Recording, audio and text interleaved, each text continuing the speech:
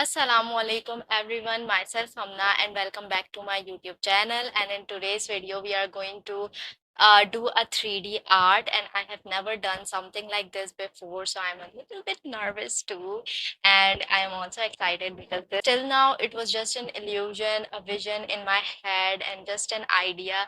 And thinking about giving this idea a life, physical form is just too exciting and also emotional at the same time. So, what I want to do, also this kind of 3D painting where you could, go and interact with the art is also called interactive art piece. So, along with 3D painting, this is also an interactive art piece.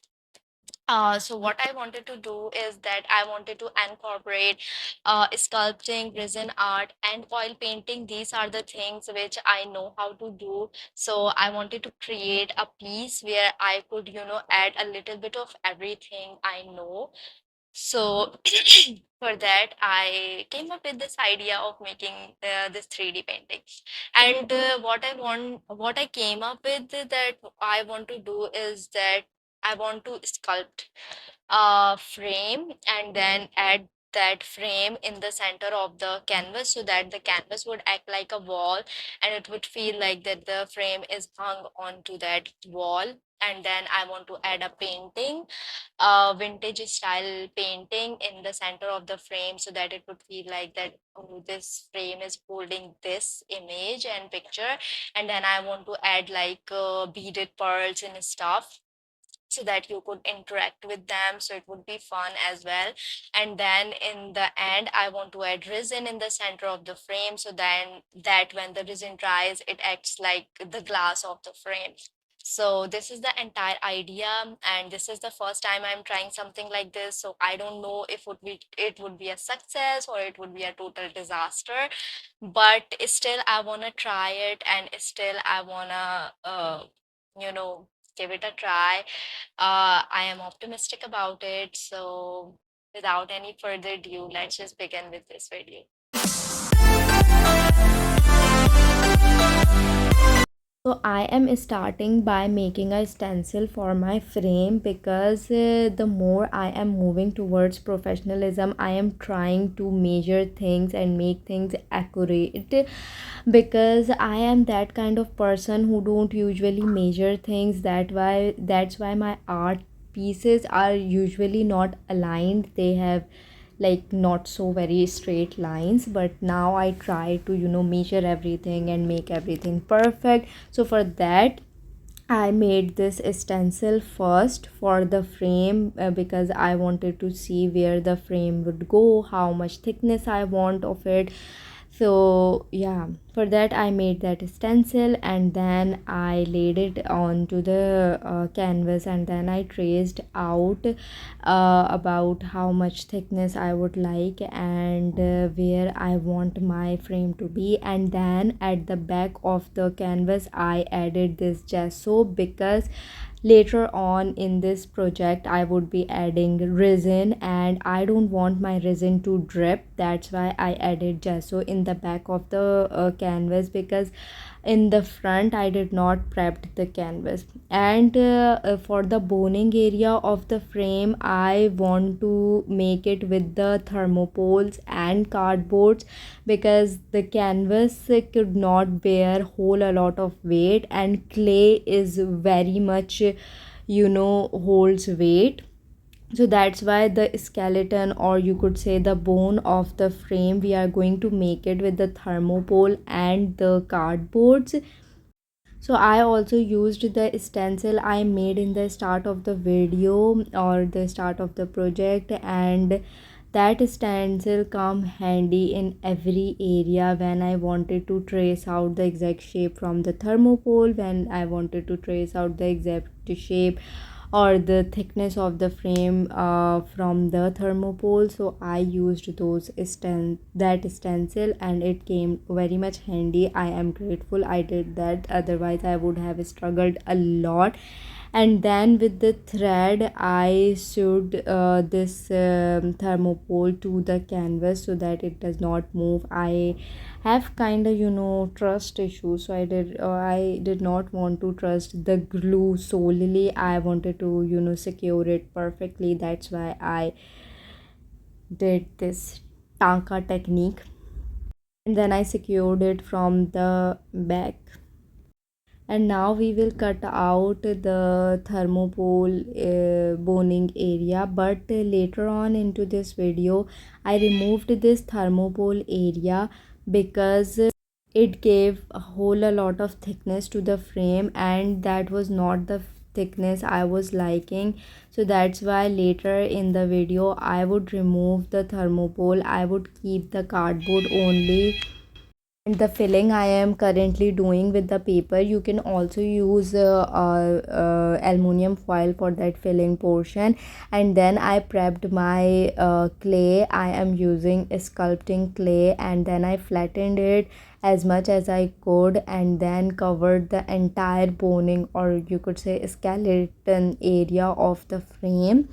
And then I covered the entire frame with it. I adjust the clay with my hands as well, and later on I smoothed the clay with my hands. And also the sponge, because a sponge removes every imperfection there, even the fingerprints or any scratch that is on the clay, it smooths out everything. So with the help of clay and with my hands I smooth out thing. Then comes the decoration part. The frame looks a little bit ugly right now, so we are going to add decoration to the frame. I am going to add the boundary to the frame, or what we could say, rim to the frame, a little bit decorative rim to the frame. This is how I am decorating it, adding a little bit of character, a little bit of personality to the frame. And then I would add it to the border of the frame. And then I also made a stencil for the all the designs I'm gonna add to the frame. And thank god I did that, because of this stencil every design was perfect and the size of every design was same. So yeah, it takes a little bit of your extra time, but it's worth it. So I think we must do it, and you must also do it if you are doing something or creating something like this. So even if it takes a little bit of your extra time, do it, give it that time, because it is going to make your future life easier. And then with the different tools I added this engraving style, or style to the design, because right now it looks a little bit of plain, and then these engravings give it more personality. So yeah, I also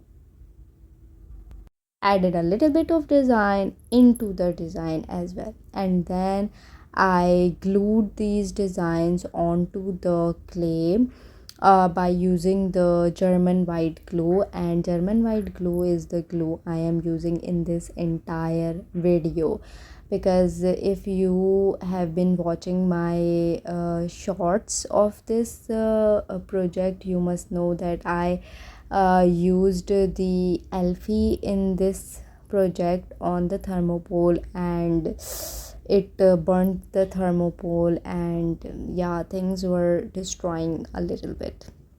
And then I'm going to add a painting. I want to add a very vintage style painting, and I want to choose the colors very specifically, because I want to give it a classical, a vintage style to this frame.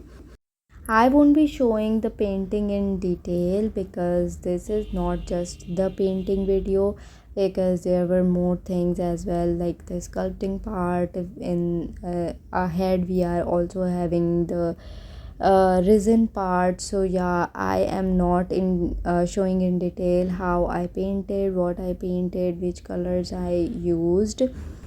Just I thought of painting a candle in the center because I absolutely love the idea where the small source of light is fighting with the darkness, and I also added a little bow in the center because it was lacking something, and it was looking a little bit boring before, so I added a little bow there to added a fun character to the painting. And yeah, it turned out really great, and I'm so happy that I did that because it was looking a little bit boring and I wasn't liking it, like we are going to make this piece and not adding fun parts to it.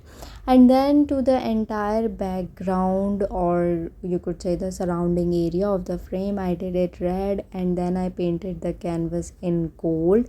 I used mica powder and then added pouring medium and water to it to make this gold. And then when this golden paint was dry, I added a few highlights, and then I added beaded pearls, and in the end I added the resin in the center of the frame.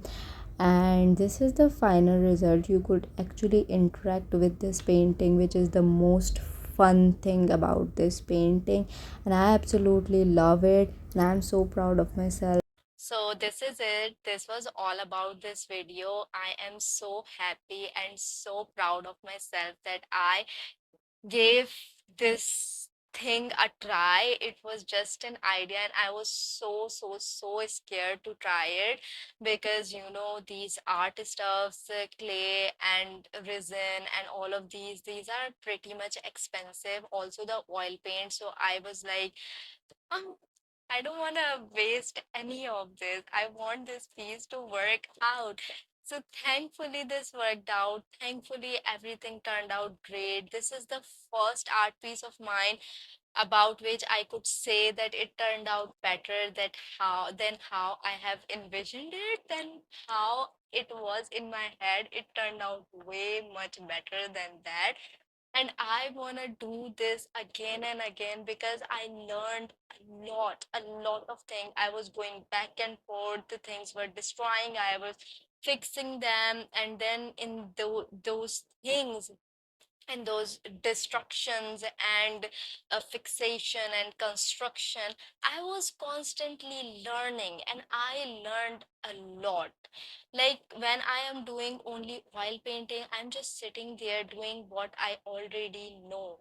Like I'm not going out of my comfort zone and seeing my art piece turning into something I don't want, and then I try to fix it, and then I learn how to. So there was constant learning in this process. So I want to keep on to that. I want to keep on learning. I want to keep on evolving.